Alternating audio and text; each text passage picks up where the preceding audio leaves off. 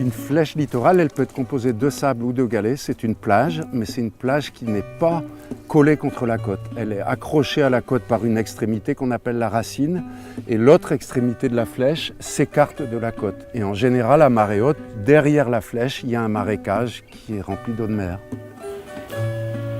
Les flèches littorales se forment à cause d'un processus qu'on appelle la dérive littorale. C'est-à-dire que quand il y a une côte qui, par exemple, est dans ce sens, si les vagues arrivent en biais, comme ça, eh bien, les vagues ont tendance à pousser les galets ou le sable dans une direction comme ça. Et si ici la côte rentre, les vagues ne sont pas assez fortes en tournant pour ramener les galets dans la baie.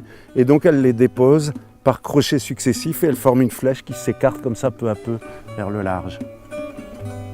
Les cordons de la rade ont grosso modo tous le même âge. Ils ont commencé à se former il y a à peu près 6000 ans parce que la mer s'était retirée très très bas pendant des phases de glaciation qui ont duré 100 000 ans. Puis les glaces ont fondu en Russie, au Canada, etc. Le niveau de l'océan a remonté.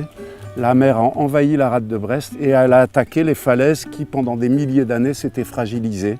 Et s'il y avait de la dérive littorale, eh bien les cailloux ont commencé à migrer. En rade de Brest, il y a une quarantaine de flèches et de cordons. Alors il y a des flèches on dit qu'elles fuient les houles, elles se cachent derrière des obstacles, elles forment des queues de comète. Si les queues de comète touchent la côte, ça fait des tombolos. Et puis les flèches, il y en a plusieurs types. Celle du loch, c'est une flèche qui barre une anse ou un rentrant dans la côte. Et puis il y a aussi un type, c'est les cordons. Les cordons, ce sont des flèches qui sont venues se relier aux deux extrémités de la côte. Ces structures, tant qu'il y a du matériel qui continue d'être enlevé dans les falaises, elles peuvent s'allonger. Elles peuvent à la limite s'allonger indéfiniment. Il y a des pays du monde où des flèches font 100 km de long. Mais en rade de Brest, ça y est, les vagues ont fini de dégager l'essentiel du matériel qui avait au pied des falaises. Donc les flèches ont tendance à être vieilles, elles ne reçoivent plus de nouveaux sédiments et elles se font étaler progressivement par la tempête. Sur la réserve, il y a 3 autres flèches et sillons. Il y a celui d'Enez-Allouarn, il y a celui des Anglais et il y a le sillon du Pal.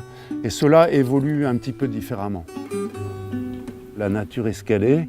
Elle a fabriqué des formes pendant un temps, la phase de jeunesse de ces formes vieillissent.